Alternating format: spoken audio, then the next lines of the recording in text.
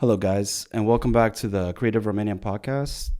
Joining us today is Eliza, an expat, first off, and also someone who works in the creative and wellness industry. Yep. She is coming from Canada. What part of Canada? Toronto. Toronto. And how long have you been in Romania? 2 months. 2 months. Wow. You came at the right time. I don't even know if I can be called like an expat yet. Okay. I think You're I'm still technically making your mind up. I think I'm still a tourist. Well, tell us a little bit about the journey, about how you got to Romania, first of all, from Canada. And I understand you also stayed in Mexico for a little bit, correct? I did. Hi, guys. Yeah, from Mexico. So I was born here in Bucharest. My parents immigrated to Toronto when I was 5. So I've been living there for 30 somewhat years. And then COVID happened. And being in like the wellness industry, there's some things that were happening in the government and some mandates that just didn't really feel right for me personally. I understand. So me and my mom, we decided to do something very, I guess, brave and move to Romania. Almost like you were forced to do that. I mean, if COVID wouldn't have happened, would you have thought about moving to Romania, or was it something? It was something that we were talking about, actually. Okay. So it wasn't completely out of the ordinary for us, or out of the blue. We had talked about it because basically she had longed to live in Europe for a long time, her and my stepfather. She grew up here. She grew up, well, in a way, yes, but she left when she was like 28, right? Because she left for Canada. And Europe always felt like home to her. Even though we were in Canada and it still feels like home, there was still a little part missing. Europe is very different than North America. Yeah. The energy, everything. It wasn't necessarily that they wanted to move to Romania. It is very different than Canada here. They were more thinking of Italy or France. And then circumstances happened where we decided to stay here. She has a home here. And before this, we did go to Mexico for 4 months. Yeah. Well, I was going to say Italy and France, during COVID, they didn't do too well either. No. We always wanted to move I guess once everything settled down. Yeah. So Mexico, how long were you there? 4 months. 4 months. Okay. I was on the Pacific coast in this place called EXPAT. EXPAT. That's close to Tulum, or no. So it's not. So Tulum is on like the. I'm very limited knowledge of Mexico. Tulum is on the east coast. Okay. Like the Mayan Riviera, kind of like the Caribbean, around the Caribbean, I think. Anyways, but Ixtapa is on the Pacific coast. So it's like so 4 hours north of Acapulco. Right. Yeah, way off. It's like the other end of the country. It's like New York and LA. True. And we were staying there for 4 months. And we chose that place because my mom had some connections there. And they kind of helped us settle in and find an apartment. Was that your first time there in Mexico? I did go to Mexico once, but it was at an all-inclusive. So it's not really a Mexican experience, I think. All-inclusive means tourist. Tourist. You stay for a week. Yeah. You don't leave the resort. You get everything. I heard it's pretty dangerous too. All-inclusives? Yeah. No. There's been a bunch of shootings or... No, I think the shootings were not at all-inclusive. No? I think the shootings were like... And then they were in Cancun. Honestly, okay, I can see why people would say Mexico is unsafe. And if you are not smart about it... Yeah, that kind of goes with every place, Perhaps right? you might get... there's definitely a higher chance in Mexico. Yeah, well... The narcos kind of control everything. Yeah. Especially driving. None of our friends, even though they've been there for 30-somewhat years, they're technically Mexican, even though they're Canadian. They're actually Canadian-Romanian. They don't drive at night. They only drive during the day because apparently like they can just stop you and... Yeah. And not necessarily the narcos, but like other people. Well, I think because the cartels would probably suffer if tourism They do. So that's actually what they do. There's this, if anyone messes with tourists, the cartel will actually kill them. Wow. Like it's actually very serious because they don't want their country to continue like having like a bad rap. They want tourists to come because they know that we have the money.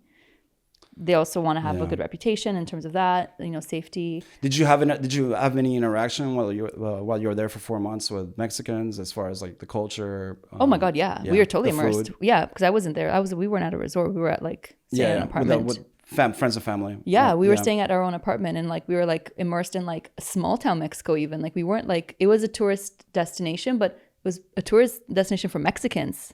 And there's also a lot of... Was it rural or... It wasn't rural, but it was small town vibes, like small town vibes. Natural food and... Pretty much. Nice. Pretty much, yeah. The food was okay. It was not like what we're used to, like when we think of Mexican food, like fancy I know what you mean. sauces, like very simple, like Absolutely. very, very, very simple. A lot of Tomatoes, seafood as well, cilantros. correct? Yeah, we were by the ocean, so Yeah. I can't even start to describe the seafood. Wow. It was, like, even thinking about it now, I'm like, I cannot believe I got to eat this. So you can go to the market. This is like the high-end fish market. I mean, like the highest end where all the restaurants go, and you can buy a fillet of baby tuna, like fillet, like basically like the muscle. Caught that day, right? Caught that day, like literally like meters away. Yeah. And it's like this, like, it's like this big, and we would have tuna ceviche almost every day, tuna tartare every day.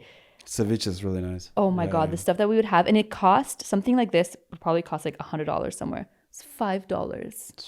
Like $5 Canadian. Like it just like, I'm like, I cannot believe I'm eating this. And the best shrimp, like you can never have the best, it was food wise in terms of that. If you want something very simple, if you're looking for like different kind of cuisine other than like what they regionally make, no, it's not going to be great. They know how to make that, and pork. Like they're really good at the carnitas, pork tacos. They're specialized in. Tongue tacos are really good too. I remember those. They didn't have tongue tacos. No? So this area that I was in, so every area is so regional, right? This area that I was in did not have tongue, did not have brain tacos, did not have anything with cremas and sauces. It was very, very like salsa, pork. Even the salsas tortilla. I've noticed are, different by region. Yeah, for sure. I spent some time, I worked in a Mexican restaurant in DC, and I got pretty familiar with I'm not sure what part of Mexico the actual cooks were from, but I do remember it was their food. I mean, at least this cuisine was not what you would think of normally. Like it wasn't, your standard, tacos, burritos. Yeah. It was a lot of seafood, a lot of soups, a lot of, And every place is different. So this place that I was in was famous for this soup called pozole. And it was probably one of the most delicious things that I've ever eaten. So it's basically like, I kind of consider it like the Mexican pho.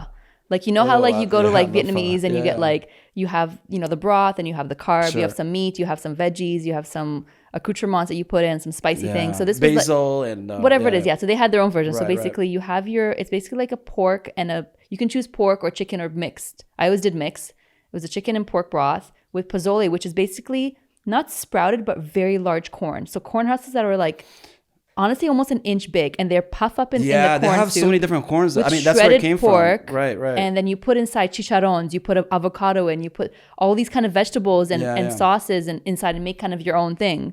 Could you make that if you had that ingredients? Do you know? Absolutely. Oh wow. I would need the one thing I would need mostly that I cannot find in Romania is tomatillos. So cilantro, we talked about cilantro, how I'm having a hard time. But we can find cilantro. Tomatillos are really we can definitely find. Tomatillos for this area. Again, maybe I don't want to advertise Carrefour, but I think I have seen them there. Okay. Yeah. Because I'd be Carrefour. Curious. I would be curious because if there's Mexican restaurants in Bucharest, they must get ingredients from somewhere. But you know what I've noticed, because I've been a few times, and like cilantro, for example, is like your standard herb for any Mexican dish. Yeah, or Asian pretty much. Yeah. And it just wasn't there. It was. I think they were using what's it called, parsley. Yeah. Yeah, parsley. I've seen that. And it's like it's a totally different thing. I have a friend that's sending me some seeds from Canada. Oh, you're gonna grow it? We're gonna grow it. My mom has a garden. She has some space. Collards, kale. For the life of me, cannot find. Like these are such staples. Oh no, kale you can find. Where did you find? Oh my god, again, kale is very easy to find. I mean, I think because I have a really small store here nearby. Well, here's the question: where do you go? I generally I go to. I can tell you where I go. But I go to Carrefour's. Yeah, I go to Megas. Do you go to the one? We're not really sponsored by them, so we can't really. But so there is the big mega on Magero, and I think that's their flagship store. Okay. See, the thing is, like, I haven't explored that much. Yeah. I got here 2 months ago, and I'm still kind of like figuring out my way. That's part of the fun, right? It is. Figuring out a new city and Yeah. especially where to get your food. Yep. Yeah, it's definitely been very different than what I'm used to, because in a supermarket in Canada, you go and you have all these things. However, there are things here that you find that you can't find there, obviously, but that's just what I'm used to because I've lived my whole life there. So there are certain things that I eat, certain things that I'm used to eating. Also being like the wellness industry, there's certain things that I know What are some of the things about the wellness industry that you've noticed are different? Here, there's a lot of similarities. Definitely with in Canada, you can find like bio, like you can find, it's called organic there. Sure. You can find organic almost everything at any grocery store. Here, you have to search for it a bit more. You have to know what to look for. You might not see like the bio, like I think you were saying like the bio, like the name on it, but it might still be. A lot of times, if you talk to the right providers, as in farmers or what have you, or who they work from. Sometimes there's just the middle person at a bacania, but it might not be advertised as organic or bio, but it is. Okay. Yeah, it's just it comes from a very humble beginning, I guess. Got it. But a lot of the bio stuff here is actually bought also from local people. In terms of it's funny because in terms of the vegetables and the fruits and stuff, they don't like if you just buy them. They don't say bio, they don't say organic, but they will spoil in like a day, 2 days. Like sure. I've never seen a potato sprout in like 2 days. I've had potatoes in Canada, organic potatoes, fine for like weeks, and here they're like sprouting, making like little sprouts on them in like a few days. I'm like, okay, so it doesn't say bio, but there's definitely something different that the way that they're grown, because I think the EU regulations are totally way stricter than the North American. They are. Even for as like far regular as America, produce. For sure, 100%. A lot of the stuff that is being sold in America, for children, for quote unquote junk food, it would not be able to be sold here. No. Anything with high fructose syrup. I think I was talking to someone about that recently. They had Fruit Loops or something in North America, and they said it was like the most amazing thing that they've ever had. And Fruit Loops here taste totally different. I'm like, well, because it doesn't have the artificial coloring, doesn't have the artificial flavoring that are probably banned here.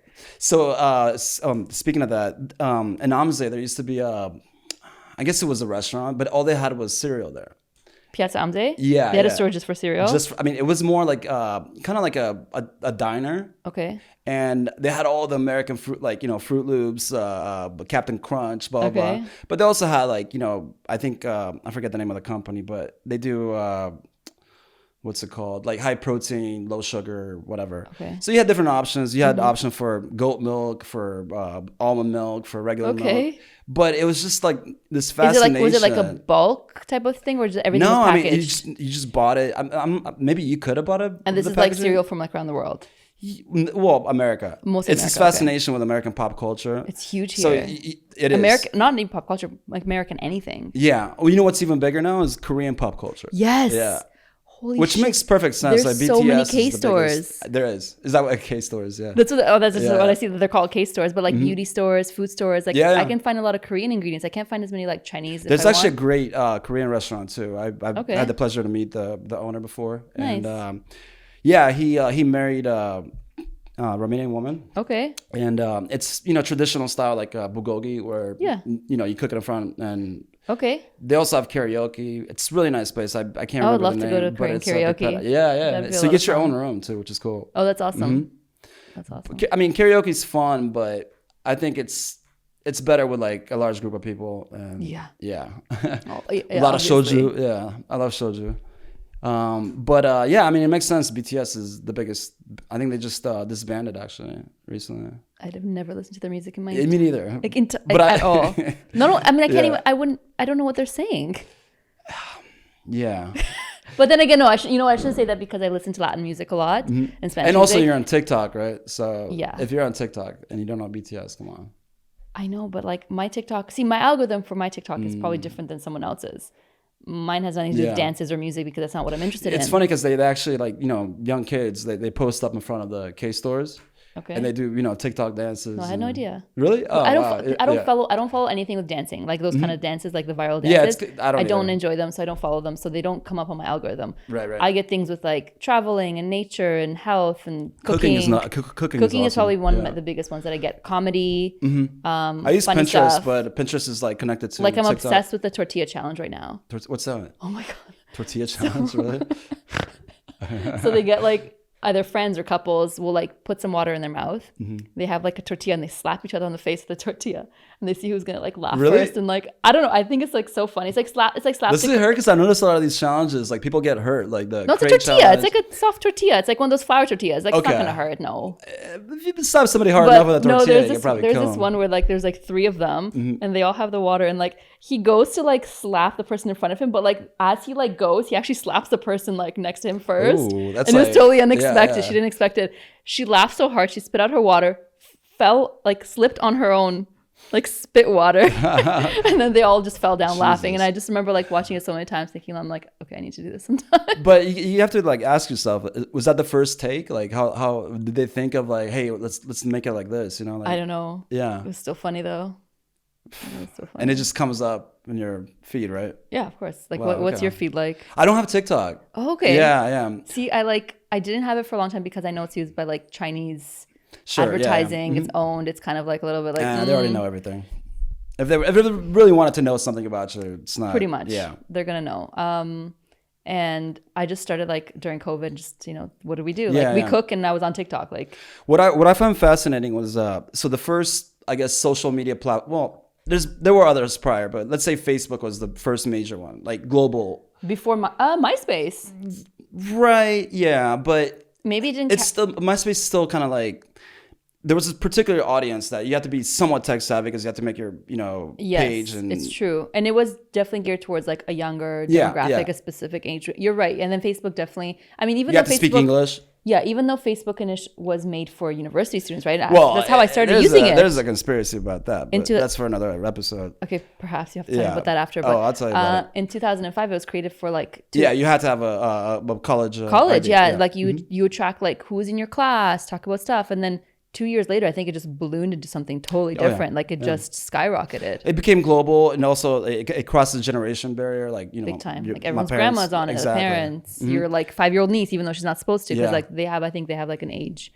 I don't know what the minimum Do age they? is, maybe 16, That's- 12. I mean, if they don't, they should. It used to be. Yeah. It used to be something like 16 or 14. I can't remember, but you had to be of a certain age to have a Facebook profile, which I guess it makes sense because if you're gonna have an online presence, you have to be able to. I don't know. I don't. That's the thing. It's like, how much can you really control of that? I mean, if a child has, I mean, you can try to regulate it, but I feel Yeah. like the more you try to regulate something that people are just gonna have access to you're only involving the wrong regulating agency, like what, the It's tough, government? yeah. Well, I mean, there are like Zuckerberg. I mean, I don't. no, but there are like sort of like you can allow certain content to be seen for your child to come up and That I agree with. Some kind of filters. Filters for your searches, which also like- TikTok has for like the Chinese population. Is a completely different TikTok than. Oh, I imagine. Yeah.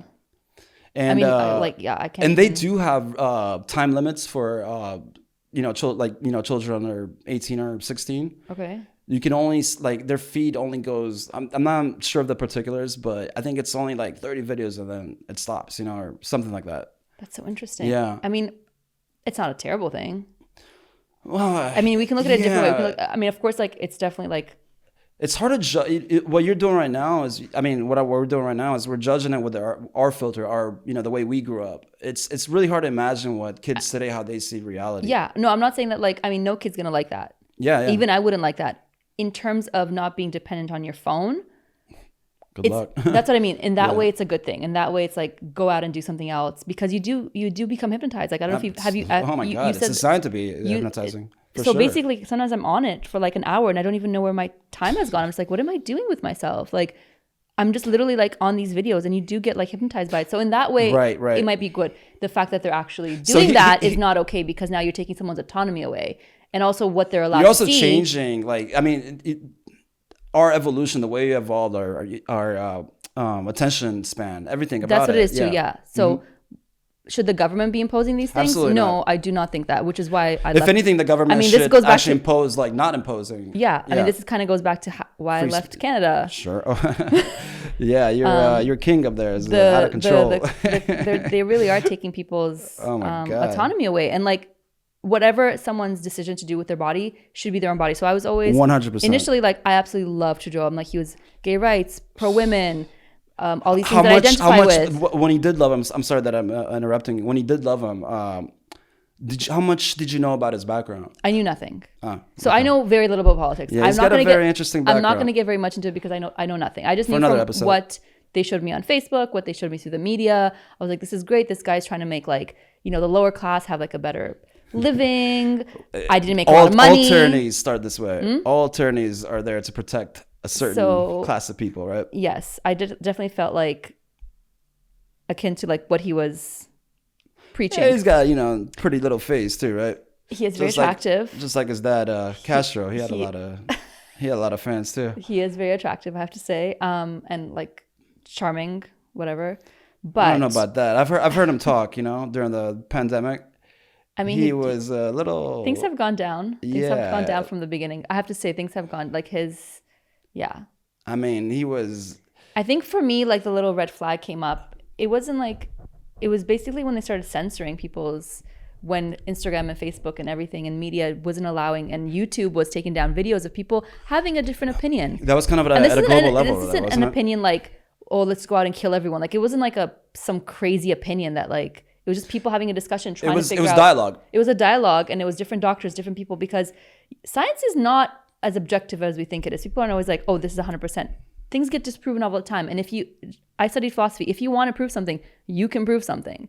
You just have to find the things to prove it. Like whatever argument you have. And also you have to shut the opposition, the opposing, you know. Yes. So that's kind of when the little, because initially I was like, okay, no, this is crazy. What is happening is insane. We need to stay home, out of control. And like there was a time when things were a little bit getting crazy in certain countries and certain places. I mean, the crown countries like Canada, New Zealand, Australia, those countries like really took it to the next level though, which is very surprising because they did. Canada is known. I mean, I lived in America. But so did Romania. Apparently there was a time when like the parks were closed here too, and people couldn't go out without like a little, what did they have? Like you guys had like a little note or something that you had to like have by the doctor or I don't know who. We had a QR code. Yeah, no, but before that, was it a QR code? But wasn't it like a little like on notizia or something? Apparently that's what my uncle. Those were the people, like older people that didn't have smartphones. Oh, okay. Yeah. They had to carry the whole. Hey, the whole thing. But you were only allowed out for like an hour to do grocery shopping or something like that. In the beginning, there was a curfew. The first few months, and then pretty much nobody knew what to do. People thought it was going to be actually. People knew what was going on. Yeah. Romania had one of the lowest vaccination rates in all of Europe. I think it's maximum, they say 40%, but I would say probably 30%. Okay. And when, I don't really want to get too deep in the subject, but one thing that my red flag, like how you had your red flag was, wait a minute, if these laws are being imposed on the majority, which were unvaccinated, restrictions. Oh, you can go here, you can do this. They're trying to push for, work if you want to, if you work for the government or the state or. Yeah. Then I'm like, hold on, like, where are these laws coming from? They're not coming from the people, right? They're coming. It seemed very dubious to me. It seemed very, it's almost like once you give your rights away, you don't get them back. And this is one thing that I noticed having lived in America. Basic example is taking your shoes off at the airport. We did that because of the, 9/11? 9/11, and then the guy who had the shoe bomber, he tried to light his shoe. Is that what happened? That's what happened. Okay. And it didn't go off, this and that, ever since then. And people, this is I don't mind taking my shoes off, especially if it's for safety. Yeah. But once you put that thing, your whole life and your medical records on a QR code, and once your identity becomes something digital, what's the end game to that? What's the next step after that? I mean, and it's like, it is a complicated conversation considering like I was talking about being on TikTok and they know everything. So it's like, where do we draw the line? And Canada's going so much towards, it's actually the ESG, the social credit, what they're using in China. Are they actually? Yeah. Well, this is their plan. This is Trudeau's plan. I don't follow too much because I'm so skeptical about so much because I don't. You gotta have question the right everything. Sources. Yeah. As you should. I kind of question everything. But with me, it was mostly like, I just felt that my personal bodily rights were being infringed upon. And they were. And I didn't feel comfortable with that. So that to me was such a black and white thing for me personally. Absolutely. That I don't need to know all the other nuances. Okay, so for the people that don't know about Canada, if you are not vaccinated, you are not allowed to get on an airplane until not allowed to leave where you live. Are not allowed to leave the country or the province. No. Could you? You can drive. Could you work? Certain jobs, the jobs that allow you to work, but there's certain jobs that you can't work if they. Every company's different, right? So it's not like a nationwide. For the state. Yeah. No. I believe no. But I don't know. So that's your right. I don't know. That's your right to earn a living. I don't know if that to feed your family. The thing is that with the job that I worked at a health store. So I worked in nutrition, and most people, including my boss, were of the same ilk as me, thought the same way. So they did not impose that. We had to wear masks, which it didn't bother me as much as some people. I think also working in customer service, it was nice for people not to always see my face if someone doesn't quite, because I do have this very strong Eastern European resting bitch face. So it's kind of nice to kind of not show that sometimes and just like kind of, and I was getting sick a lot in terms of just like regular cold. So it did help me not to get a cold. Whether we should have done it for COVID, I don't know. I'm not a medical professional. Yeah, long term, do I think it's good? Absolutely not. It messes with our mental health, and especially for children. For children, the way it messes with your immune system because now you're not exposed to germs. Absolutely. So in that way, you can look at it both ways. For the time being, it wasn't a point of contention for me. It wasn't something that was bothering me. The jab was a thing for me because that is something permanent. That's something that is going in my body. Something that's been proven over and over that it has serious side effects, and those should be part of the dialogue. Yeah. And also, who are we protecting? Are we protecting the young generation? Well, if we're protecting the young generation, then we're not going to put their lives in danger by introducing an experimental jab. Yeah. When they are at no risk, at zero risk for COVID. No. I mean, what are we talking about here? I know. Obviously, this goes much deeper. My opinion, like, again, I don't want to get too deep into this because I did have some episodes pulled off because of this. But the subject my point is, what was my point? The kids being jabbed in the mask. It was about Canada. It was about Canada and like our rights. We're not being able to travel. Yeah, so basically you're not allowed to travel. So you weren't allowed to travel as of November 30th. Unless you have 2 vaccines, and you're not allowed to travel by boat, by plane, or by train. So fully vaccinated meant just one. Just one vaccine. Yeah, just one. Here was 2. Canada was 2. 2, right? I think now it's more than that. I don't know. I think it's still 2. Is it for the travel? But as of the 20th of June, they lifted. So now for Canadian citizens, for Canadian citizens. So now Canadian citizens that are not jabbed can leave the country by boat, by plane, by train. By truck. Talk about the truckers. They put the fear in God in him though.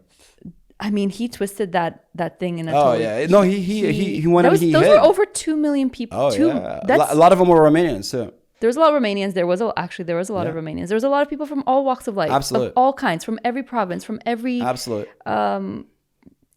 You know? And he went into hiding, didn't he? Well, he had COVID. Oh, how convenient. He has COVID again now, apparently. And now he's saying, people get COVID, be safe, get your triple. So my whole thing with Canada, I feel like it was an experiment. It was a test. It's like, see how much I've heard that before. Some people have said that. I think I've heard that before. It's the same formula over and over. What happened for example, in Australia with the Port Arthur massacre. I don't know about that. Port Arthur massacre was something that happened in Tasmania. It was a mass shooting. Okay. There's a lot of sketchy things about it. Whatever. That's, again, another episode. But it led to the de-arming of Australia, taking the guns away. Okay. And I've when was this? I'm not 70s, sure. 60s, 80s? Something like that. I think more closer to the 80s. But it's much easier when you have an unarmed population to be able, as they did in Australia, where you literally can't leave your house if you're not. I think they were probably one of the strictest, if not the strictest. And New Zealand too, because New Zealand had the zero COVID whatever. Except for China right now. Apparently, you've heard about like what's happening. Yeah, but what are we talking about? We're like, did you ever think that we would compare Canada, Australia to a place like China? I mean, that to me is news. I never thought I would get to this point. Yeah, and. So I've noticed recently, like Trudeau, especially with the tragedy in Uvalde in America, every little thing, it's like, okay, so there's a tragedy there in Texas, which is like the furthest point from Canada. Let's monetize. Let's see how we can. Let's introduce work this into our. And it's just an opportunist pushing, in my opinion, tyranny. Yeah. Because he and now, like recently, there's this bill C11. Tell us about that. So basically, the bill is. I think we do have I think we were talking about this. I think we do have a Senate. I think Canada does, but it's supposed to. I think it's going to pass Senate. So basically, this bill gets to rewrite in a way the Canadian. Is he a prime minister or a president? We don't have prime minister. So it's a parliament, I think. If he's a prime minister. Okay. Anyway, so it's basically like one. It's basically the bill has gone like the one below, like where like a judge or like the head of like, Canada's the law. Supreme Court. Yes. Like, okay. votes for it. So basically, it would rewrite the telecommunications, Wow. like sort of like charter, Now, are they going to be working? which was freedom of speech. So now it's Yeah. basically that they're able to control content creators, what people say online, what people put online, and it's of course it's under the guise of for your protection, For sure. for your to yeah. I mean, this is the pillar of every early tyranny. And it's really scary, Yeah. even for people that aren't of the same mindset that I am. Because But like, now how you're are not they going to allowed- enforce this? Is it going to be through? Are they going to be collaborating with these platforms like Google or They're going to be collaborating with like like CBC, China the collaborates Canadian with- Broadcasting Corporation, Oh, with wow. literally, yeah, of course, YouTube, Google, everything, TikTok, Instagram. Well, Canadian citizens will only be able to say certain And the things, crazy probably. thing, it's like the majority of Canadians did not vote for him. He's a minority candidate, correct? It's a minority government in terms that like we have more than. It's not like Democrat and Republican. And also, there's we no have term more. limits for him. So Yeah. in theory, this can just go on until until he wishes it. Well, until people vote him out. And then, but also, I think it was 1 year or 2 years into his term, he did another election. So he would have another. So instead of having 4 years, now he has like 6 years. Yeah. So then, yeah. And it was a minority government that won. Yeah. So basically, he didn't win with a majority, because with a majority, then he'd be able to pass things much quicker. But now he has to have the go ahead from the other. My the other personal parties. opinion about him, and I have, to be honest with you, I also didn't know much about him. I knew his who his father was, Fidel Castro, and the relationship he had with his supposed father, and also which was at Castro's funeral, and also his mom. I don't know anything about his history. Yeah, there's so much to it. But one thing that I've noticed, like once he started being questioned, once he was put on the spot, I noticed that there's no way this guy is the one running the show here. Like he's just a I mean, pretty is any face for- politician running the show per se? Not in America, really? that's for sure. No, I know what you're saying, and I agree with that. Even yeah, but this guy, Unless for we're talking about like a sure- dictatorship, like Kim Jong-un or something. I don't. Yeah, maybe. Perhaps like someone that's like that. I don't even know if he. Would I mean, be a lot running of the show dictators are, completely. like I would say, the same, just because there's a lot of people behind them that want to keep their jobs and their lifestyle. Of course. And, Of course. they have everything to profit from. There's a having- reason that they're up there. Is they've Yeah, emperor with no clothes. Yeah. Yeah. So we're we went off on a tangent, but it's all good. We did. We went from nutrition. I mean, That's okay. Yeah, I like it. It's good. It's funny because I mean that is like if you really want to break it down, that is what led to this podcast essentially. 'Cause this is what got you to this country. Yep. But It's true. Yeah, so That's true. That there's is actually what got me definitely to have this to put country. that in the conversation. Plus some other personal reasons. Yeah. But it was a combination. I mean, I've always also dreamed of living in Europe. While Sure. I lived in Canada and I grew up, and I do feel connected to the What part country. of Canada? Have you told the listeners yet? Yeah, Toronto. Toronto. Okay, which is a pretty big city. Yeah, 7 Yeah, million yeah. people. Absolutely. It's the biggest city in Canada. Right. I've only been to Montreal, but I heard it has a very like New York City vibe to it. It does. Yeah. Really does. New York City still like its own thing. Sure. Yeah. It definitely is. Yeah, there's also always wanted to live in Europe. It's absolutely fucking freezing. Like it's really cold. Oh, I know. I've been there to Montreal one time for. It's New really Year's cold, Eve. and it's like it's not so much that it's cold for like a month or 2 months. It's cold for Yeah. 6 months. Like I mean, Yeah. at 6 months it doesn't go above 0 Celsius. That's so insane. for you, that's 32 Fahrenheit. Well, actually, at negative 20 They Fahrenheit, meet, they meet. yes. Yeah. I'm not sure how, but they do. So negative 20, and it does get to negative 20. Oh, I know. Not all the time, I've but felt it's it. enough Oh, yeah. that like, and it's also that humid cold where it's like the wind and the humidity goes in your cells, and you kind of Yes. feel it like in your soul. You're just like, and here, and it's dry. It's hot, and yeah, it's hot, and it's when it gets cold, but it doesn't feel as cold. It doesn't feel as hot as it would there. Yeah, it's an interesting climate here. I would say because Yeah. in the summertime it gets super super hot. Oh my god, it's so hot. Like I honestly in the- don't leave my house sometimes. In the wintertime, like I don't know if there's things that I've seen here that I've never seen. For example, in America, like ice storms or ice. Oh, yeah? Oh my god, yeah. Like in my neighborhood, pretty much overnight, all the trees start to ice, and it was just dropping. Wow. I'm sure it's really beautiful. It's beautiful, but I was walking my dog, But and it was just dangerous. like, dush, dush, dush. I'm like, I could die. Aw. Yeah, it was pretty wild though because it's almost like it actually helped the trees. Like all the weak branches, the old branches fell off, and it just seemed like it was part of the cycle that exists here that I never saw over there in America. Okay. Going back to that. Yeah, I think DC definitely has a little bit of a warmer climate than Toronto. Oh, for sure.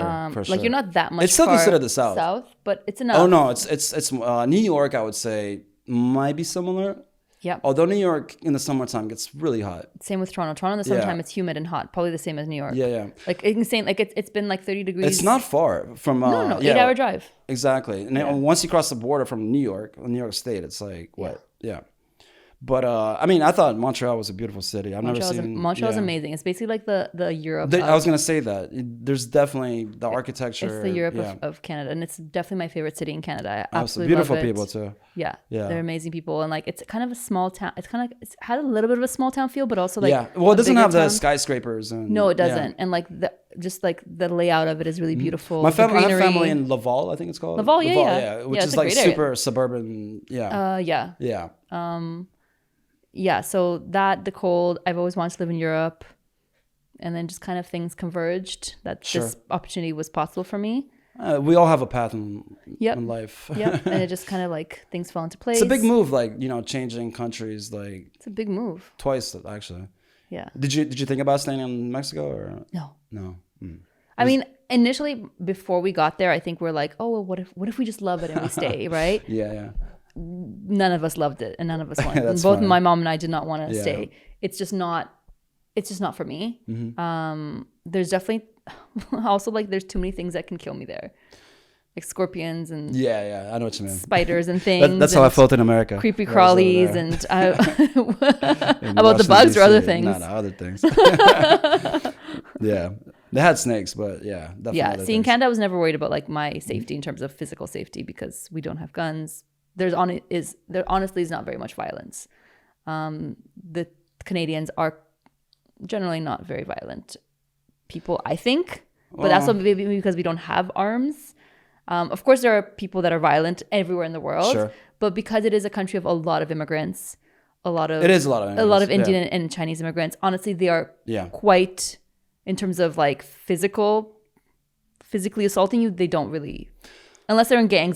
That's something separate. That doesn't involve general population. It's too cold to be outside, Yeah, I don't feel unsafe there. That's just I don't. Mexico, there were moments where like I had to be careful, like at night, just kind of be aware, wear headphones. I'm also white girl gringo, like that's what they call me. So I stuck out like a.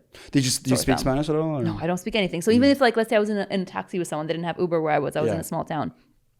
Even like let's say the guy was on the phone. It was mostly guys there was no women that were taxi drivers, but I wouldn't be able to know. Like, what if he was saying like, "Hey, meet me in this place." Blah blah. I wouldn't know this.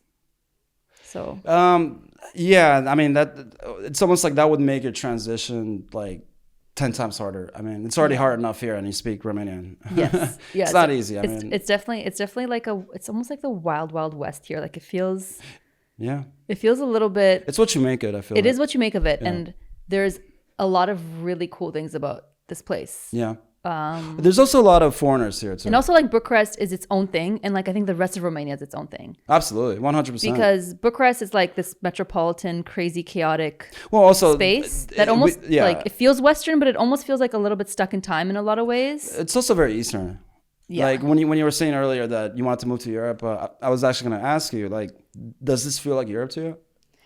It doesn't. Like I feel like even though I've been to these places, like I can feel like there must be like some aspects of like Istanbul or like Turkey. I mean, don't forget, maybe even like India or like some 100 years ago we were this chaotic sort of energy here that's doesn't quite feel European. No, but even the way people look, the architecture, I feel like the architecture is honestly amazing. Yeah, but it doesn't feel like some of it is really.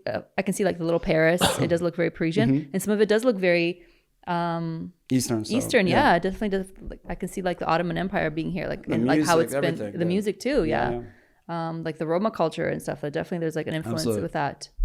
It's Romania's always been, geographically speaking, in between big dogs, in between empires, and everybody left a little something there. It's true. Yeah, like today I went to the mall and they have this. They were setting up this. maybe it's for kids, but it was like a little exposition, like with Roman gladiator attire, like Okay. historical.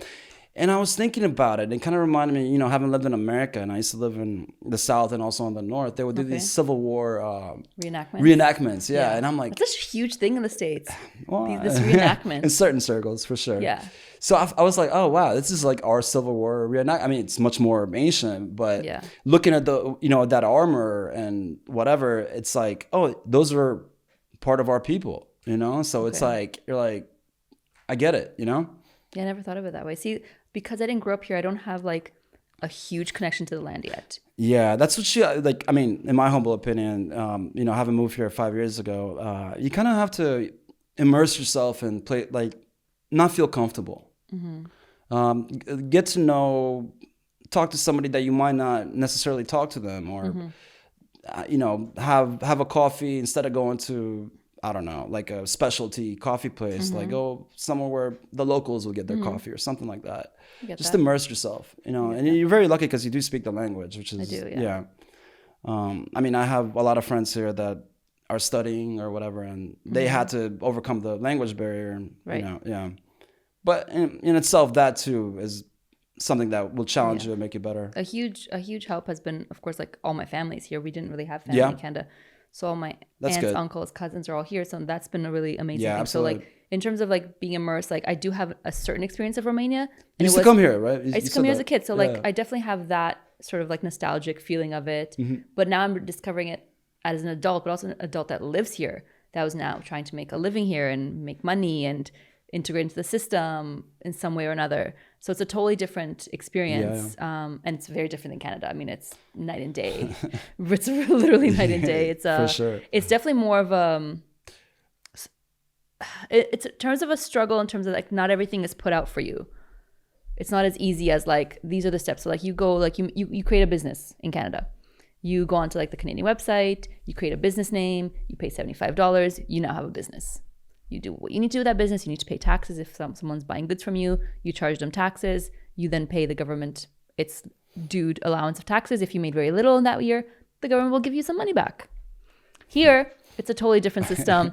Even to make lack of a system. So even to open up a business, I haven't even tried yet, which is what I want to do. But I have been told now you're going through like there's paperwork after paperwork. Even to have to have your webs, even to have a website. Let's say you have a product now, you want to sell it online. You need paperwork for that. You need paperwork for this. I'm like what? Yeah, I mean there are platforms that are like at a global level, I guess it would be, where they are kind of connected. Baffled. Like I'm really hoping that like in 10-20 years, when like the old generation kind of dies off and they're expired, where like the newer generation, hopefully they see things on a more global scale. It's a very common thing you hear, right? That you've been hearing here for the that past you think things are going to happen. And I'm hoping that like some new generation. I think they're happening. I think that the thing is because I've talked to young people and they're really frustrated. Yeah. Well, the question is, do you change the system or do you repair the system?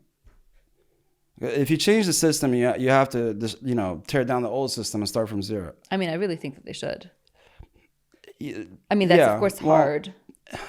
Yeah, countries have done it for sure, and it didn't always end well. That's for sure. And I think we're seeing this in America today. It has to be made easier for a citizen to make a living here. That's number one. That is number one, without a doubt. That is number one. That's what I've heard. The number one complaint is how the in my humble feel opinion, this shouldn't be, how do I say it? It shouldn't be a duty of the state. I feel like what I believe in is it should be more freedom and more have commerce figure, like have capitalism figure out. Yes, like, that's like the state should not get into this. Oh, if you need to do this, you have to have a notar. No, you shouldn't have to because I mean, the more money that citizens make, the more successful the country becomes. Absolutely. The politicians become more successful. Everyone profits from this. It's not like a matter of like if you're holding these people back from making money. And this isn't a Romanian thing. This is a European thing. Because I honestly, like, I don't know much about the history here or the European Union, but I'm sure there has been changes since they've gone into the European Union. I don't know, because I see it physically, like in the way the city looks, how things are, the things available here that weren't available 10 years ago, 5 years ago even. I feel like the European Union is based on a hierarchy. It's a tier system, and there's certain countries that obviously profit more from the union than others. Yeah, clearly. Yep.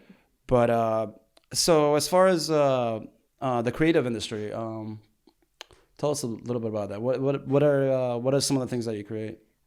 So what I was doing in Toronto is I had started a company making organic body care, like organic cosmetics. So lotions, scrubs, bath salts, everything that's like no preservatives, of course, essential oils. Because a lot of people don't know is what you put on your body absorbs faster into your bloodstream and your brain than if you were to actually eat it.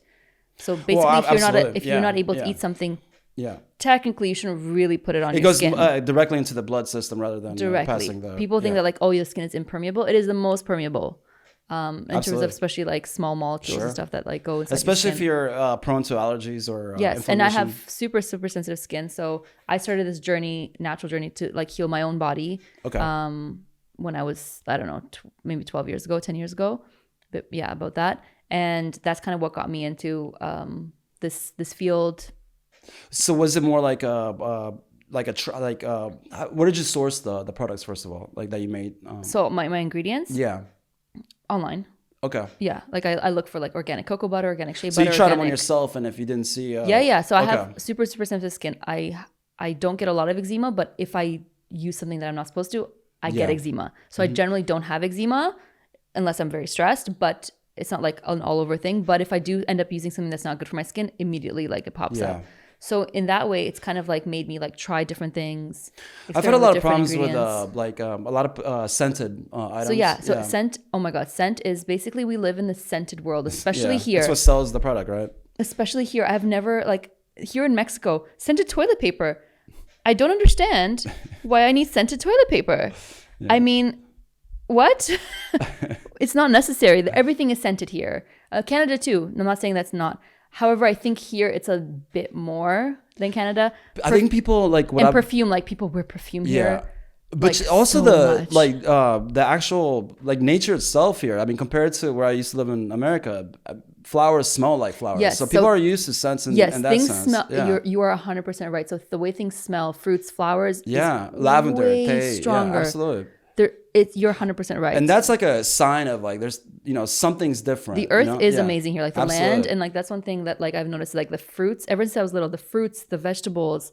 Holy shit! I used to hate tomatoes and because they taste like nothing. Yeah, exactly. They taste like cardboardy, watery. They just nothing. look red. They just look red. Mm-hmm. They taste like absolutely. But here, like things taste like what they're supposed to taste like, and they taste so good, and they feel so satisfying eating them. Like you actually enjoying eating a vegetable and a fruit. As opposed to, it feels like a chore in North America. It feels like I'm eating this because it's healthy, because I have to. And I know because even coming from like a nutrition standpoint, I didn't always enjoy the healthy food. Like I knew I had to eat it, and eventually your taste buds do change. They become, once you cut out certain things, your taste buds, they do balance out. So you might not want as salty things, you might not want as sweet things, fatty things, right? So fried things, you do get used to it, and then your body starts to feel good. Your digestive system feels good, so you just kind of continue eating it because you know these foods are making you feel better. You feel more lively, your brain works better, you have better memory, you sleep better because you are putting good things in your body. You are what you eat, for sure. You are 100% what you eat. But it's not just you are what you eat, but also the energy wise, like animals that are raised in boxes essentially. So I know what you mean. That energy passes on to you. I mean, 100%. 100%. So like in Toronto, I had like the people that I went to buy, my chicken from, my beef from, because I knew where it was coming from.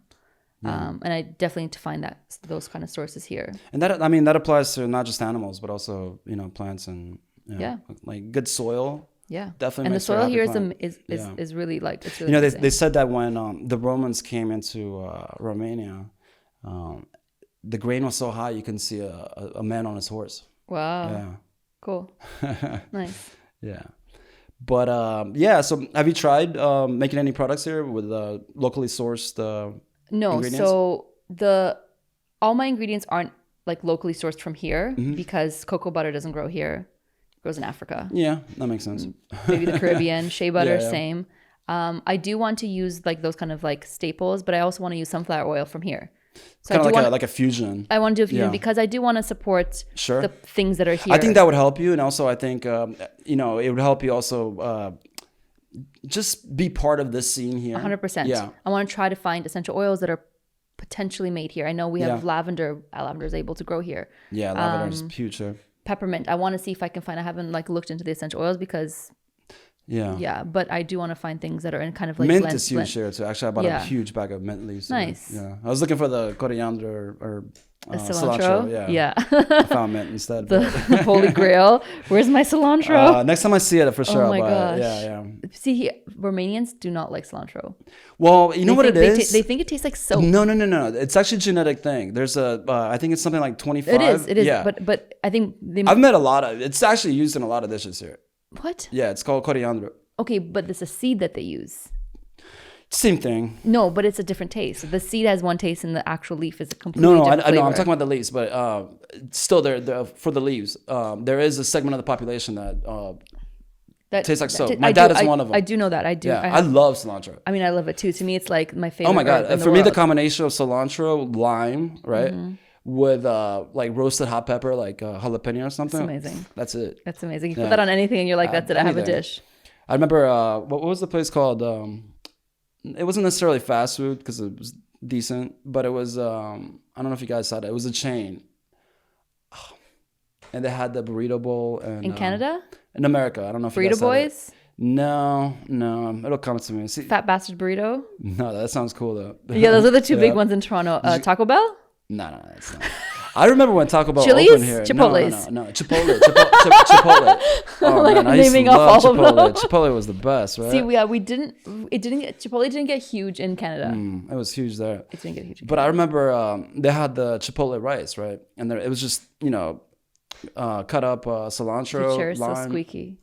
I can hear it. You want to switch? No, I'm okay here, but I am gonna get a refill. All right, so we're back. One thing I've noticed, which for better or for worse, depending on whatever industry it is, because Bucharest is, somewhat I mean, I think the population is about 3-4 million. I think it's 2. 2, okay. I don't know, but I think it's like 2 something.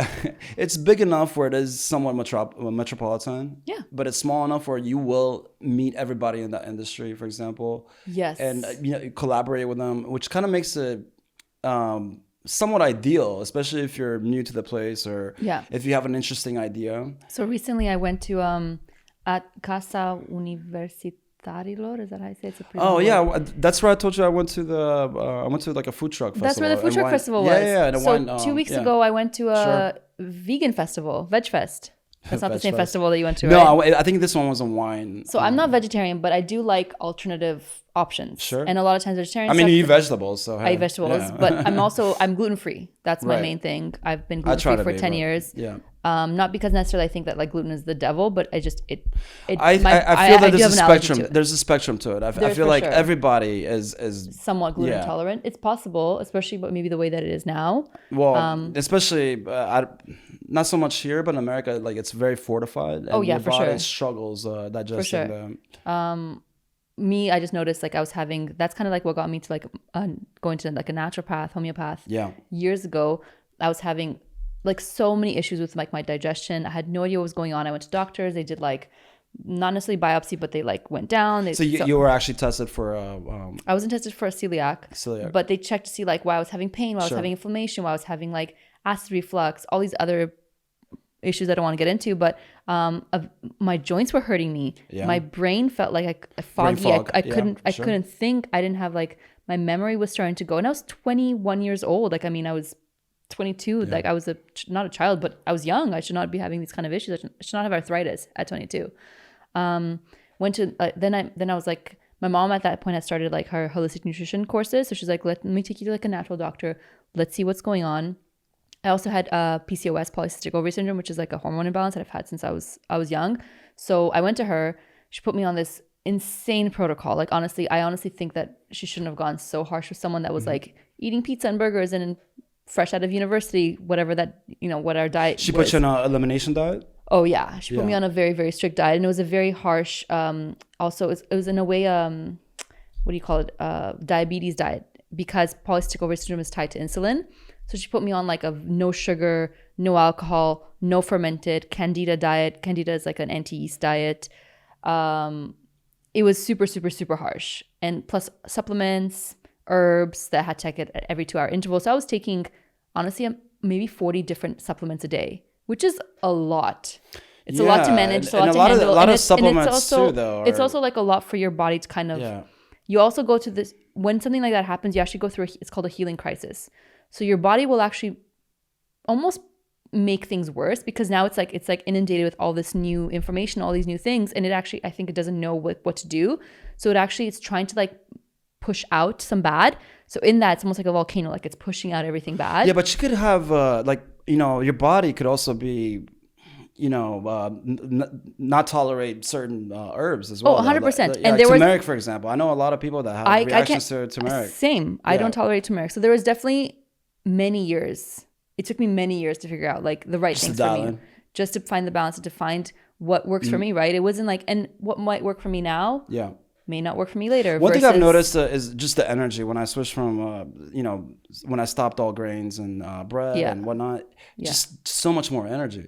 I mean, it was. I've heard that. Yeah. I've even tried carnivore I eat mostly meat, but I tried carnivore for about a month. I think it was the carnivore. Like, what would that be different than would just be paleo diet? I mean, sometimes I would eat like a fruit here or there. Yeah. But it was all meat. And when I say all meat. So it's like an Atkins type of like. Oh, no. Atkins is more like the paleo primal diet, whatever. Yeah, but you're limiting to 30 grams of carbs a day. Right. But it's based more on, for example, ketosis. It's based on what human beings at that time were able to eat. A lot of roots, a lot of, for example, grain. This is like pre-agricultural revolution. Hunting gatherers, whatever, right? But we also didn't have access to as much meat as we're eating now, that you're able to eat now. I totally disagree with you, 100%. I do not agree with There's not one, if you look, there's not one hunter-gatherer tribe. There was famine all the time. There was starvation all the time. No, People didn't have access to food this is at a time, as much as we do now. There's famine no way. Came about when human beings, modern human beings, moved away from the hunter-gatherer.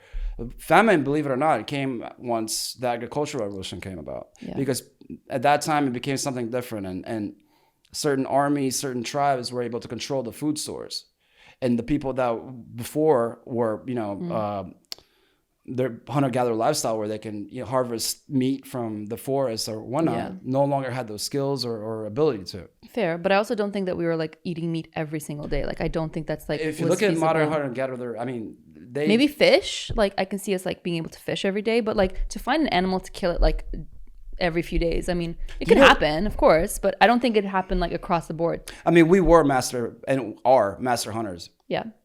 And there was a time when, I mean, within 1 million years, the human brain doubled in size, and the human brain takes a lot of energy. There's no way it could have done that without a lot of the protein. A lot of good fats, a lot of. Absolutely, I understand that. But going back to what I was saying, though, usually what they do, as far as the elimination diet, is being all meat. Essentially, we have no inflammatory response to meat. Absolutely zero. You can eat any kind of meat, but in the plant world, you can only eat what, like 20-30% of the. Yeah, and most of those have been modified by. So generally, what we have inflammatory response is usually from plant. Absolutely. I mean, gluten is a protein molecule, but we definitely have an inflammatory response from carbohydrates and other kinds of. And it's designed like that because the plant wants you to eat fruit so it can spread its seed, but it doesn't want you to eat the leaves. It doesn't want you to eat, certain parts of it, the stalks, this or that, So it protects it. It releases certain, I think cytokines or, Okay, yeah. I could be wrong on that, but toxins that have an effect, which at the same time sometimes is good because there is the hormesis effect. There's also like the school of thought, like legumes and lentils and pulses. Those are really inflammatory because they have. I don't know 100% if that's true. I love them. I think they're incredible. Modern legumes are not the legumes that were there. Yeah, when people that are eating, people that are vegetarian live longer, are healthier. There's no doubt There's a about lot it. of actually that don't eat that eat like a Mediterranean type of diet with is there's like the test that they were that this is based on, and the blue zones, this or that, right? the people that they studied that ate a lot of meat, those people were eating. They didn't. They eat a lot of seafood, and they eat a lot of like homegrown organic type of meat.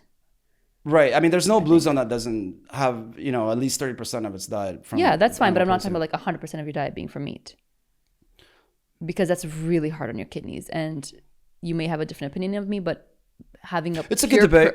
Having a pure protein diet will shut down your kidneys over time. Maybe not now, maybe not in your 30s, 40s, 20s, whatever. But there are examples of human civilizations or human groups. But they evolved that way. So the Inuit, they evolved to eat protein, and they have a totally there's no different example physiognomy than we do. Right, but there's no example of a pure vegetarian or vegan society. The Hindus? The Hindus eat milk. I mean, drink milk. They're vegetarian. I didn't say vegan. I said vegetarian. Right. They're vegetarian. And also fish. I mean, they don't eat fish. No, they don't. Okay.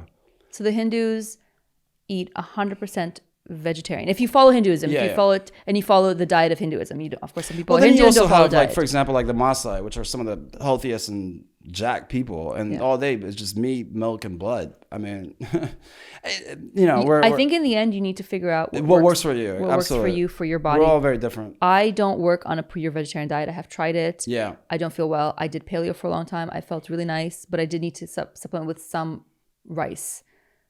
Yeah, rice is That's just my body. That's what I needed. Yeah. That's what I works for me.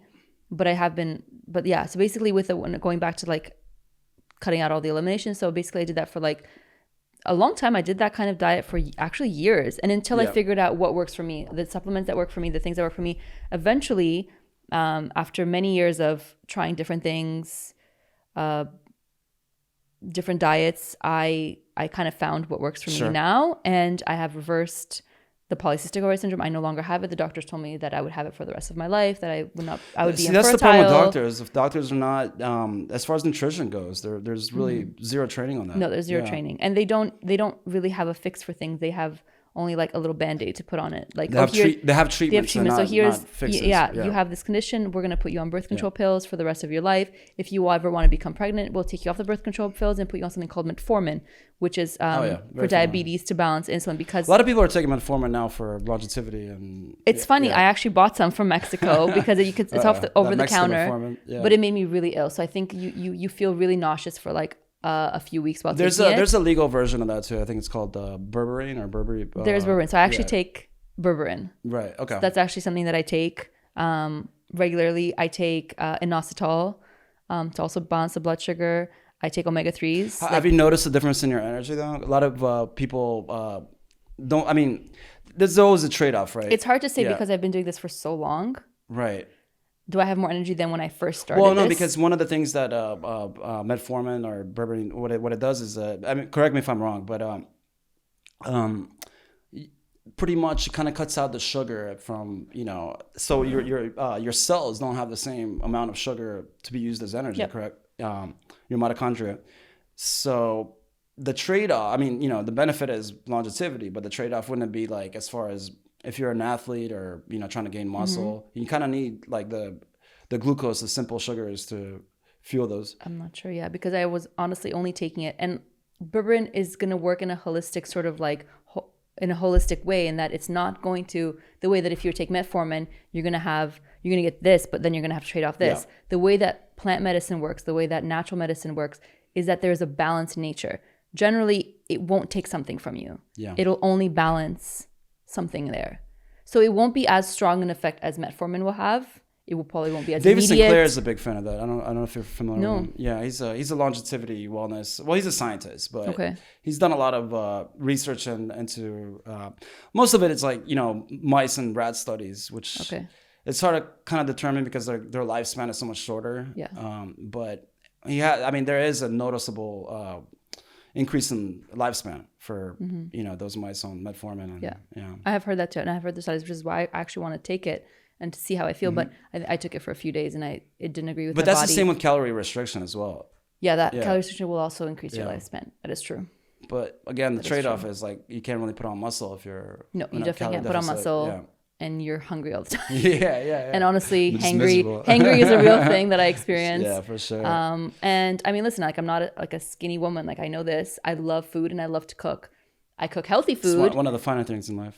Yeah, I love to cook. I love to eat. I love good food. Yeah. Nutritious food. It doesn't mean that I limit myself from eating something. Sure. If I'm truly craving something, will I have it? Yeah, I'll have a little piece of it. I'm not going to be like, oh, I can't eat this. This is like so bad for me. It's fine. Because honestly, I think the stress of even like being such a perfectionist back when I was first going through like this huge change in diet actually made my health worse, because I was stressing so much about being so perfect that I think it actually like induced more anxiety, gave me more issues, gave me more health problems. And now that I'm a bit more lax and a bit more comfortable, I also have a different knowledge about my body, about myself, all the stuff. I feel way more balanced. Do you use any kind of application tracking for your food? Or I did actually. I used my Fitness Pal. Yeah, that's what I for use. years. I've been using it. It's just great. so easy, just because so many people use it. There's so many options for foods. Sure. There's so many. Oh yeah. There's just so much. I find it really pretty. I feel like user-friendly. if nobody's used it before, a lot of people say, "Oh, I just don't want to be stuck on it."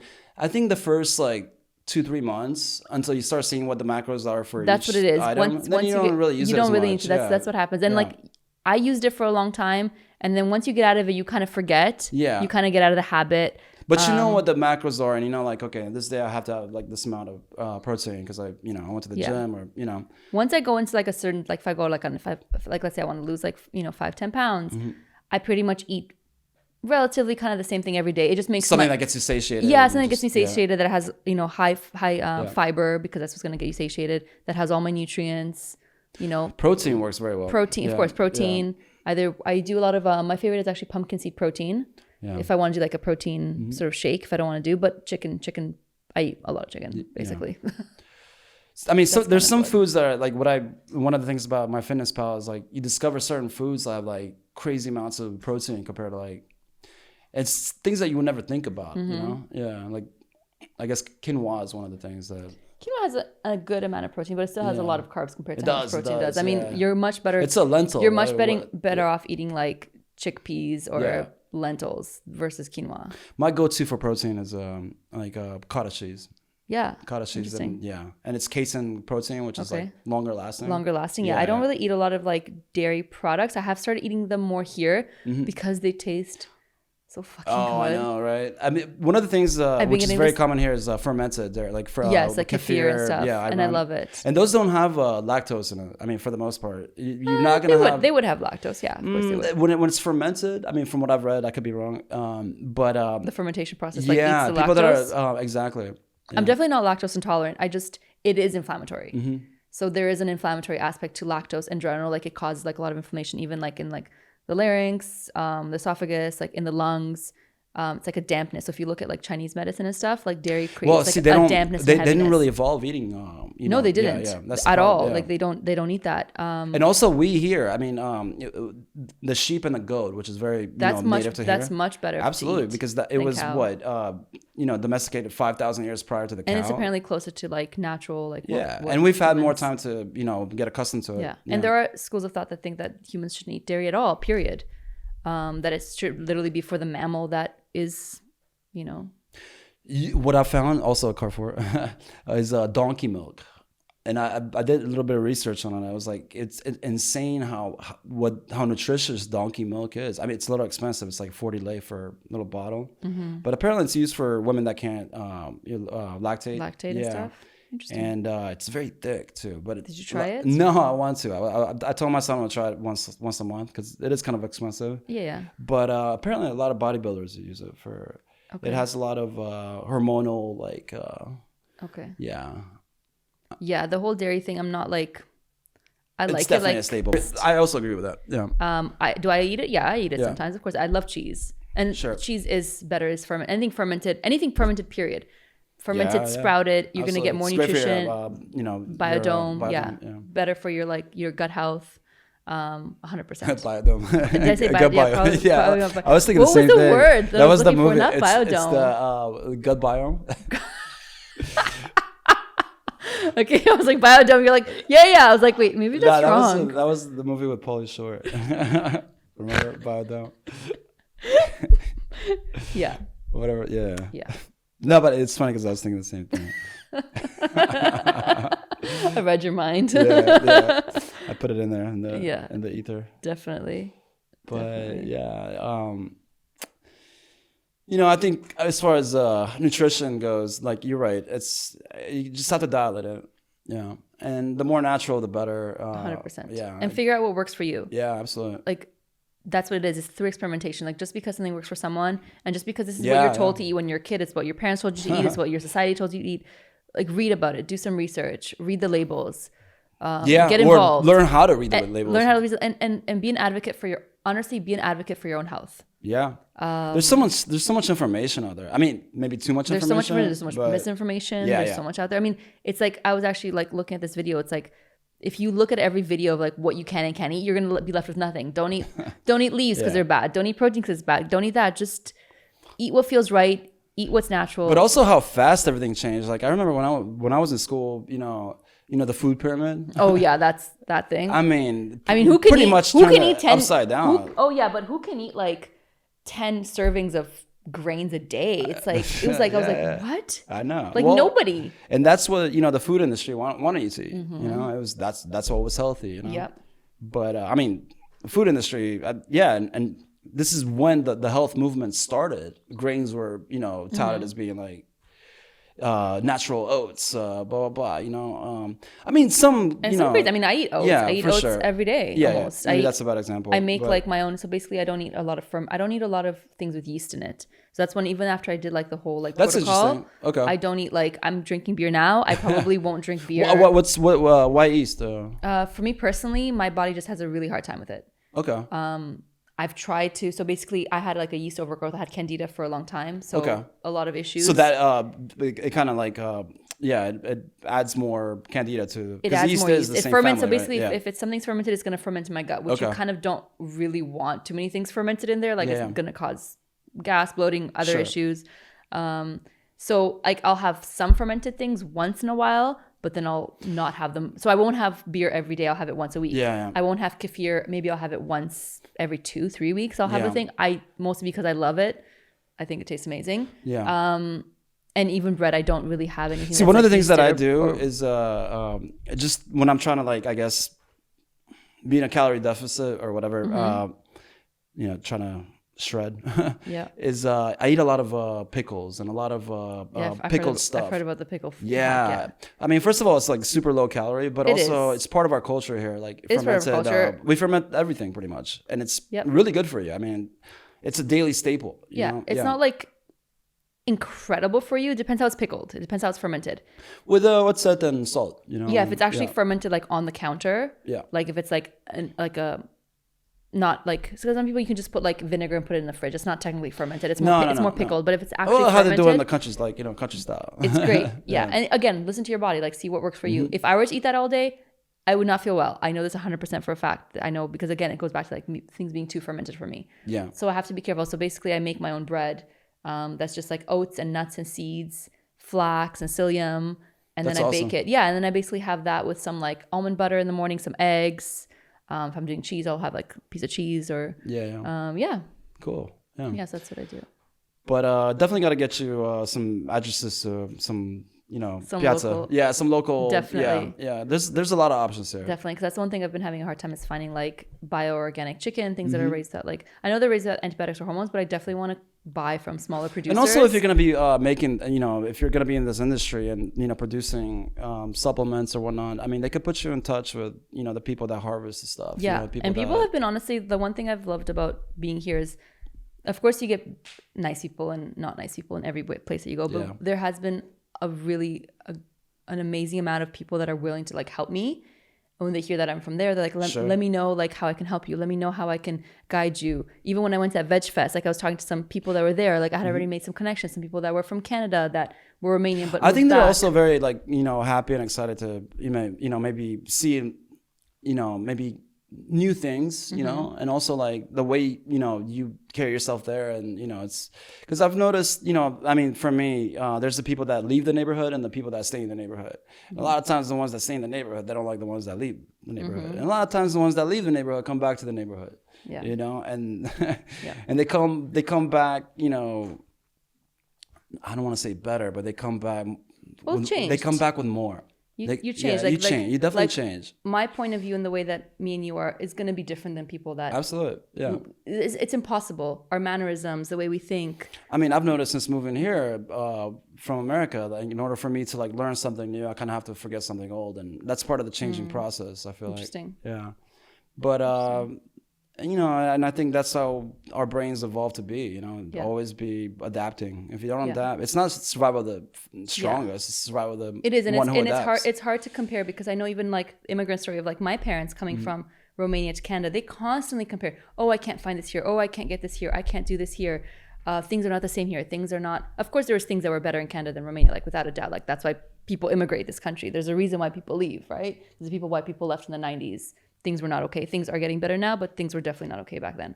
And now coming back, it's like the opposite. Like I can't get this, that I can't get this. I can't find this. It's harder. And it is a harder life though here. It is definitely, I think in a way harder, but in a way I don't know about Canada, but speaking from America, like my American perspective, it's much easier here than America. Much easier I to think survive, things can be easier. more permissible here. Well, I'm referring mostly to just your day-to-day, living to pay, check to check in America. And the majority of people there pretty much are $500 away from a disaster. Wow. Yeah. See, I feel like people here just, at least from like the people that I've met, like my family members and stuff, they work like to the bone and they have some savings. You have assets here. You acquire assets mostly from like apartments and stuff. No, but you people here they they have apartments passed on. They have property. True. In America, it's pretty much. I mean, if you're gonna buy a house, right, you're talking about 30-year mortgage. You get to let's say year 25, you run out of money, then you need to extend that mortgage. Yeah. I mean, in terms of making like something like that, like having property in Canada, it's going to way college. harder than here. How much how much you're going to be in debt just going? See, with Canada, it's paid for by the government. So it's not paid by the government; it's paid by the citizens. Yeah. The government. I mean, same with here. You can say it the same right. way. Well, yeah. I mean, taxes are like 40% here. For sure, but in America, also the citizens pay, but the money's going to a different pot. Yeah. As it is. And then someone was telling me that like what taxes here are 40%. Doesn't matter how much money you make, you pay 40%. 40% of your salary goes to taxes. Yeah. But I don't know. Yeah. But, the thing is, I mean, going back, full 360 is, you move here because of rights. You moved away from Romania because of your rights. I mean, or your family, right? So it's funny how we did. No, I'm back here. Did this little dance, Exactly. Yeah. Exactly. Yeah. I'm looking forward to seeing like what like this like land has to offer. Yeah. In terms and in what I can offer it. Sure. And how I can sort of like integrate a little bit, step by step, day by day into like this culture and learn more about it because it is quite foreign to me. I have been in a different, yeah. medium And also, my whole life. I feel like, it's quite foreign for a lot of Romanian people too. I mean, as far as like you mentioned, the older generation, how fast it's changing here. Yeah. And there's a lot of especially in the social city. issues. Absolutely. Yeah. And I went to like Brașov and Sinaia like last week and it was my first time going there and I absolutely loved it. Yeah. Sinaia is nice. I absolutely loved like both of them. I just felt like a little bit of a slower pace. Oh yeah. People were really friendly mostly. But that's, again, everywhere is people. Like, honestly, people have been more friendly than in Canada on average. In terms of, like, that's funny in terms of genuine friendliness. I always thought Canadians were, like, supposed to be, like, the friendliest. Here's the caveat. In terms of genuine friendliness. I mean, genuinely wanting to make a connection and genuinely being present, as opposed to Canadians are very polite and they're very superficially nice. I got it. But they don't go deep. They don't become vulnerable. They don't disclose a lot about themselves. They don't make super strong connections. It takes them a lot longer. A lot of Canadians also just like, I guess you can say the same about America. A lot of them are multicultural. They come from other places and maybe that's why they had to kind of wear that mask maybe. So like to make like, exactly. So like, because there's so many different kinds of people, there's so many different kinds of mentalities, there isn't this unity to Canadian culture. Because it's all immigrants. So you have pockets. You find your tribe, right? You find your tribe. I'm sure here is the same, but there isn't that like cohesive community of like, this is our country. This is Romania. This is our culture. This is our history. doesn't really, in my opinion, doesn't really have that. Of course, there are Canadians that think that. Okay, yeah, but it's like... As far as America, I mean, most of the places I live are like mostly immigrants. But as far as, I don't know, I'm not sure if Canada has this, but for America, like what united us was, it sounds very cliche, but it's just freedom. And it's like this the concept of rights, you know, and it's something that's, if we're not careful, that's how your country was forged. So absolutely, and it's something that has to be protected. And whether you might agree with this law or with that law, whatever, at the end of the day, the idea is, you know, the government works for us, not the other way around. Yeah.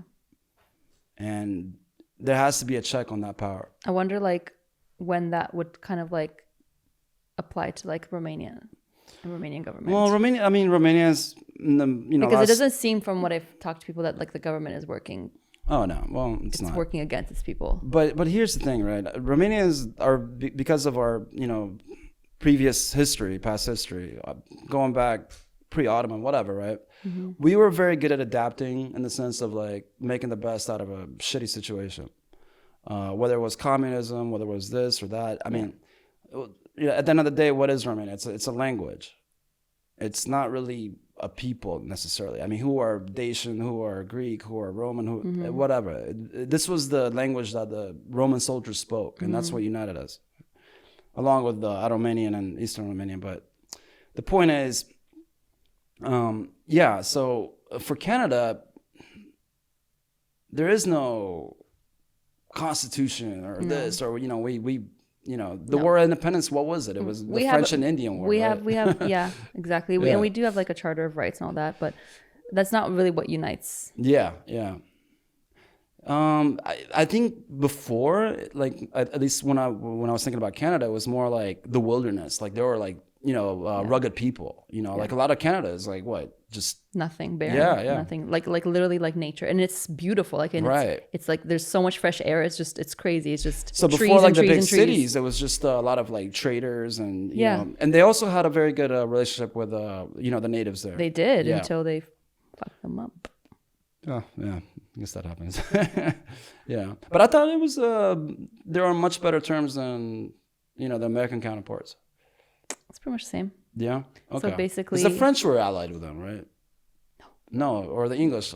No, they basically killed 90% of their population. Yeah, it's not much different than the States, and it's a very contentious history. That's very sad to hear. They 2 years ago, they uncovered all these child graves because of when they took them to the, what are they called? Not the reservation. Yeah, the reservation schools. They uncovered over 1,000 child graves. Jesus Christ. 2 years ago. Where they died from? I don't know. They were like, it was basically hidden by the government for all these years, obviously they didn't want that kind of shame on them. But yeah, no, it's a very, I mean, most natives, I don't speak from like a lot of experience, but just from what I've heard, they suffer from a lot of alcoholism, a lot of drug abuse, a lot of poverty. Some places still don't have some places still don't have running water. They don't have proper education. It's still, there's a lot of work to be done with like the natives, and like they still, I'm hoping they're making strides. But yeah, it's still. I mean, in my humble opinion, and what I don't know how much it works, but it seems to be working, is the best way to help the native population is to give them their land back, let them do their thing, stay out of it. Of course. And they do have a reservation like lands where like they don't really, they have like a little bit different rules, a bit more lax. They let them, choose their own path. Yeah, exactly. Absolutely. But there definitely needs to be a bit more. But yeah, no, Canada has a very like pretty dark history. Well, also like a lot of the indigenous people in Canada, they're in very remote areas, right? Yes. Yeah, especially compared to America. Yeah, especially like because Canada is like a population of 36 million, and it's the size of that's pretty small. It's the size of Europe. So basically, and most of it is Ontario, the province that I'm from, and it's in the Arctic Circle, most of it, right? It's not in the Arctic Circle, or like most near of it, but it is part of it is in the Arctic. Yeah. That place, like nobody lives up there. I mean, like there's only a few communities. There's probably like I don't know, a handful of people. Just indigenous, right? There's some non-indigenous, but it's mostly indigenous people. But there are of course people that have somehow ended up there that are not indigenous, but it is mostly indigenous people. But yeah, Canada, like Ontario itself is so large that 3 Romanias, 3.5 Romanias can fit just in Ontario. Wow.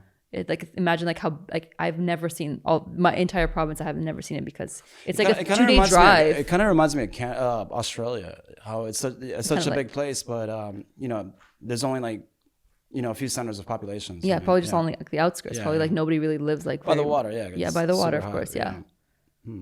Yeah. Fascinating. Well, is there anything else you would like to say about your stay? I mean, we're gonna do another episode soon, and hopefully you'll get a little bit more acclimated in the. Yeah, I mean, it's definitely a different experience doing the podcast, but and like and hopefully in you know maybe in a week or two I'll have some more stories and more insights. We like stories into sure. into my Romanian experience. But yeah, it's definitely been very interesting so far and a huge growing opportunity for me in terms of being here. And yeah. And you came at the right time too, you know.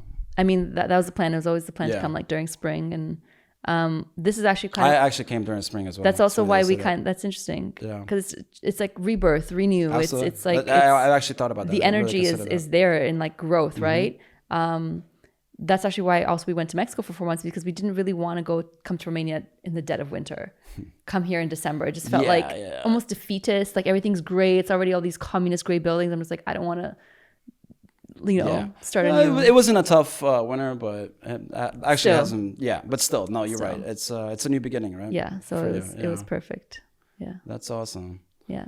Well, we look forward to the next episode. Thanks. I look forward to it. Yeah, this is fun. And thanks, guys. Just hit the subscribe button. See you next time. Peace. Bye.